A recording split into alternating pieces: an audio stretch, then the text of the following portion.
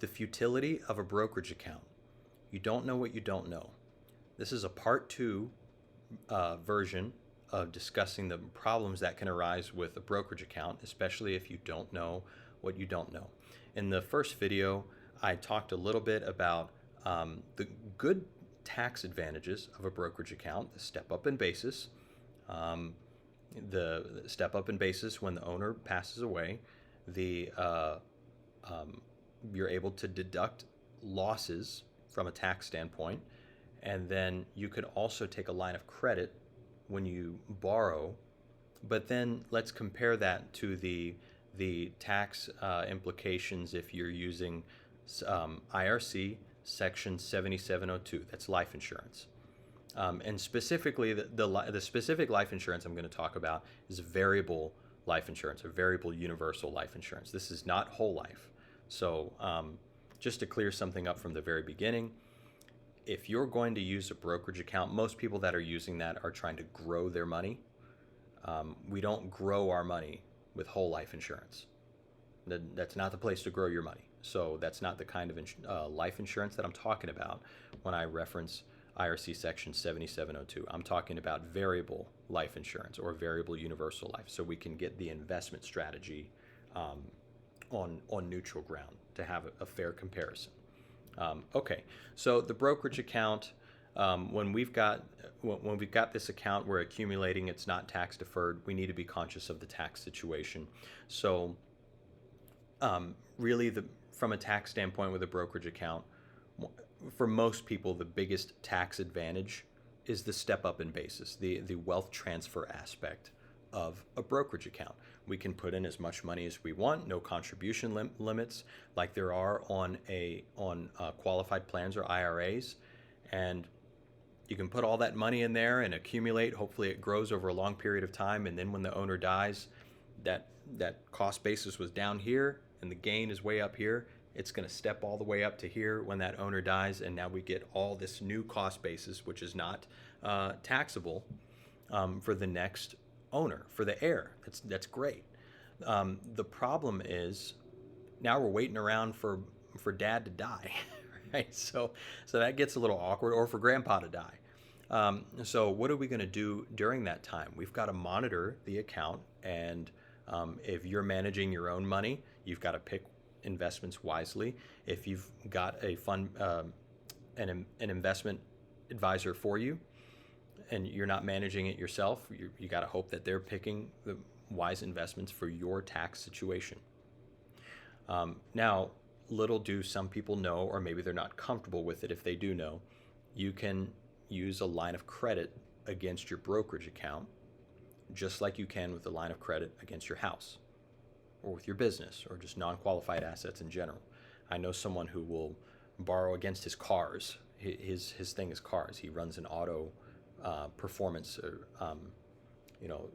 special auto performance shop, and his assets in his business are cars, and he'll take lines of credit against the car. Okay, so non-qualified assets we can borrow against them in general. So while you're waiting around for dad to die and we want tax-free money, you could use a line of credit. That's great. And so so I just wanted to make that clear. I don't think I made that clear in the last video when I connected the step up in basis to that line of credit. That's what we can do on the way up, is not only pick tax efficient investment strategies within that account, we can also try and access the money against the account in a tax efficient way through a line of credit. Line of credit, it's debt. Debt is not income, so therefore it's not taxed. There's no tax on it. If you're worried about the collateral or the account going too far down in value and then your interest on your debt goes up, that's a whole nother story. Okay, talk to a loan professional. But that's a great way to get tax-free money. And then again, you're not interrupting the compounding of the account, because the tax will interrupt that. The realization of not just the gains, but let's say you didn't gain anything, and let's say you even lost money. Well, now you don't have that position anymore, so you're not able to participate in future compounding because you just don't have that position anymore. But if you take a line of credit, you never sold anything. So you get to still participate in the market and hopefully long term grow your money. So it's a great strategy for many reasons. And then we can finally get to the point where everyone's going to die at some point. It's hard to talk about it, but it is the reality, and that's the provision that the government gives us, is that step up in basis. And by that point, hey, you got a lot of options. If you want to, if at that point you want to sell shares, maybe because you want to pay down that line of credit, you want to pay down those loans on that line of credit. If that's what you want to do, that's fine. There's probably a much smaller tax bill then, little to none, because there was a step up in basis. If you need the money, if you need to just rebalance the portfolio because your investment strategy is different from the previous owner, then we can do that without having to worry too much about taxes. Let's talk about fees on a brokerage account.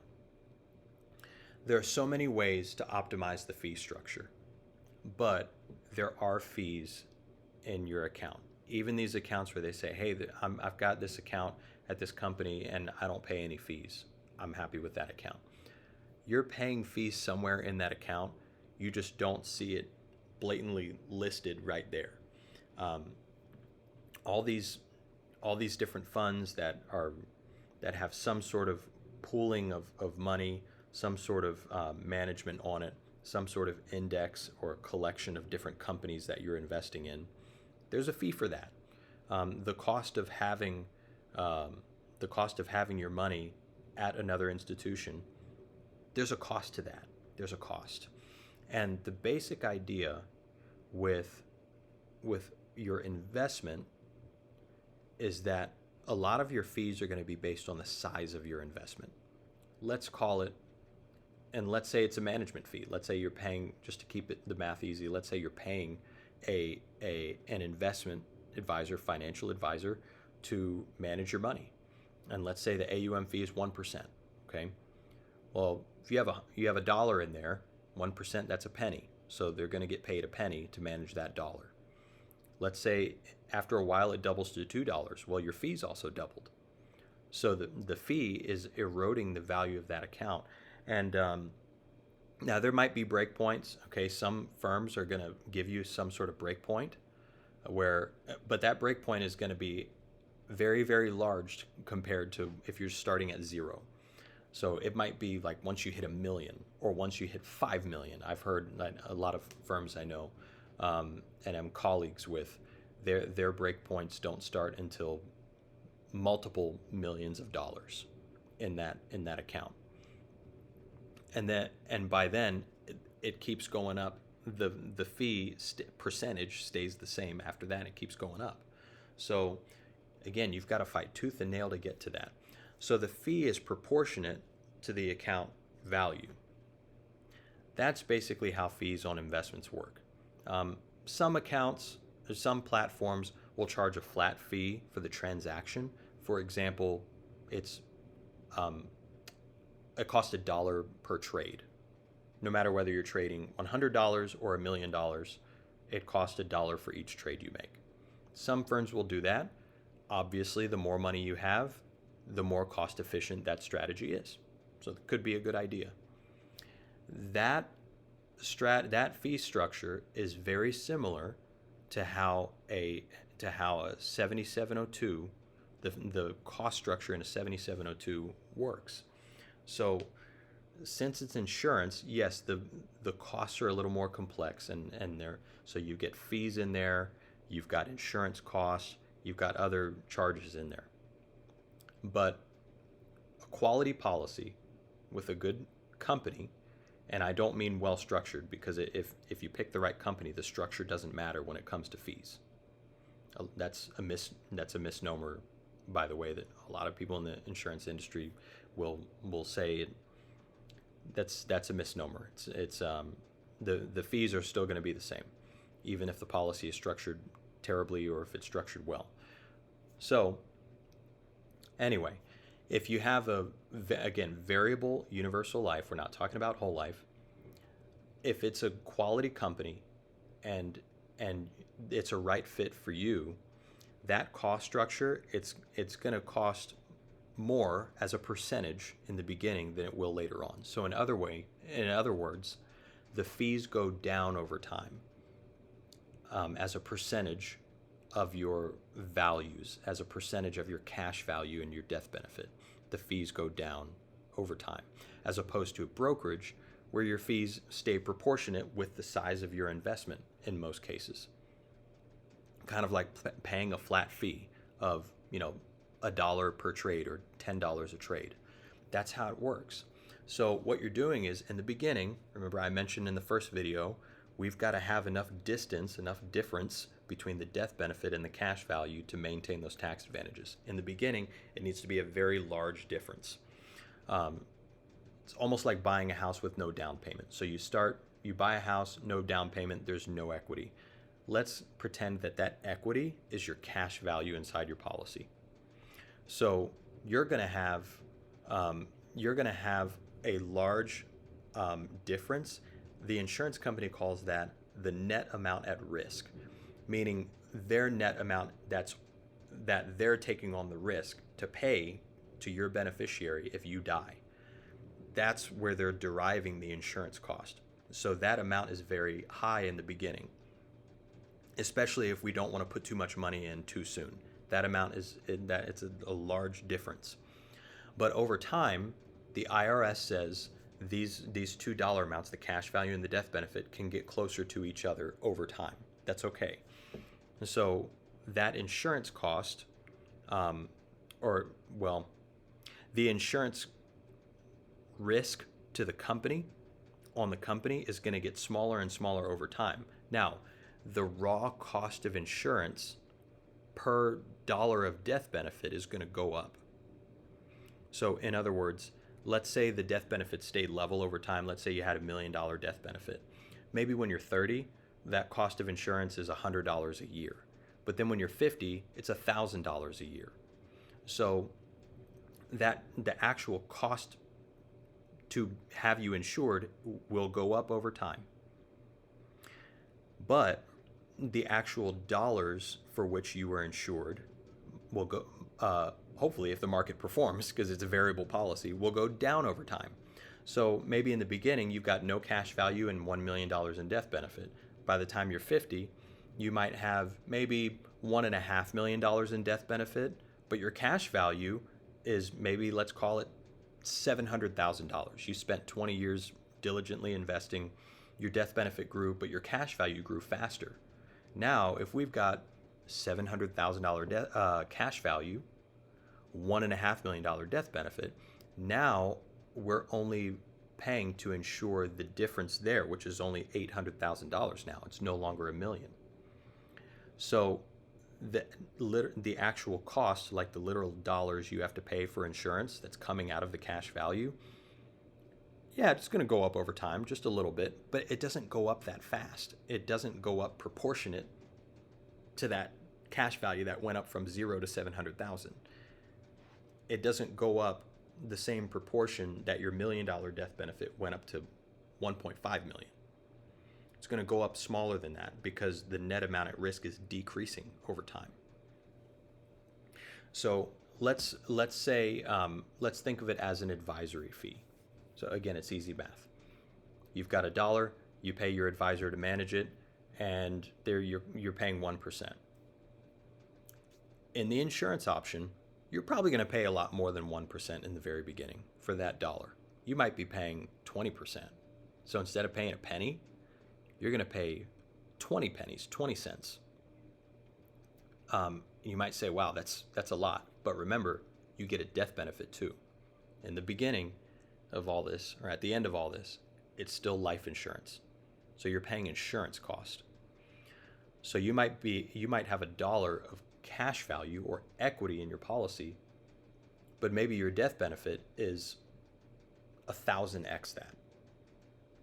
So you're getting a $1,000 death benefit, but you're only paying 20 cents.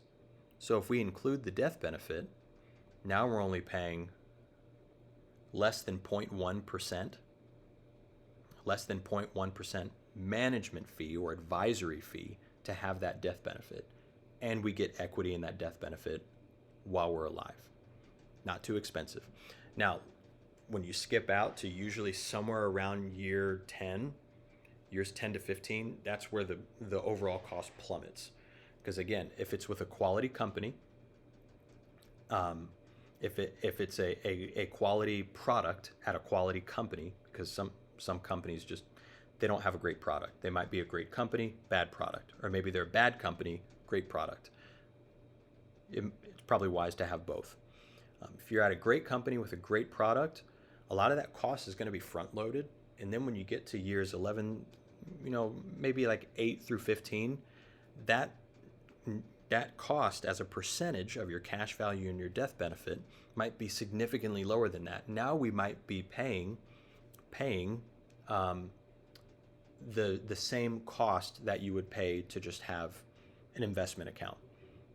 Maybe your advisor's managing your retirement account, your rolled over 401k, your brokerage account. Maybe they're managing that and you're paying 1%. You might be paying 1%, maybe 1.5% in those, maybe 10 years later. And then remember, you still get the death benefit on top of that. So if we add the death benefit, you might be paying only 0.1%, 0.05%.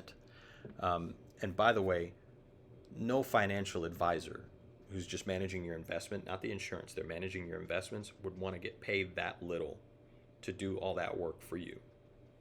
And yet that's what your insurance costs, to have that tax-free death benefit with equity in the death benefit that's hopefully getting market-like returns. So when you get past year 10, then it really starts to plummet. And then a lot of times, if you've put the money in, the cash value is really growing. That cash value is growing a whole lot faster than your insurance cost is growing. And then your other fees in the account don't grow. They might be static, like that $1 per trade concept I was talking about a few minutes ago. Those stay static. Maybe you're paying some contract fee that's exactly the same no matter what year of the contract you're in. And then you're paying insurance costs, which is going up over time, but it's going up way slower than your cash value, because your cash value is in the market, hopefully earning market-like returns, 6% to who knows how much you could be earning. But maybe on average 8%, 7 to 8%. But maybe your insurance cost is only going up 1%, or maybe 0.5%, maybe even less than that. So we can get to a point where even just with the cash value, not even including the death benefit, we just look at the cash value and divide the overall cost of the account by that cash value, and it could be, a lot of times I see 0.5% or less. A lot of times 0.3%, 0.1%. And if you get one of these in your 20s or 30s, or if your parents buy it for you when you're a baby, and they keep putting money in, and then you enter your 40s, 50s, and 60s, there could very well come a time where, because of the type of company you're with, this is why you need to find a good company, there could come a time where your overall cost is negative. In other words, the account is paying you to have the account.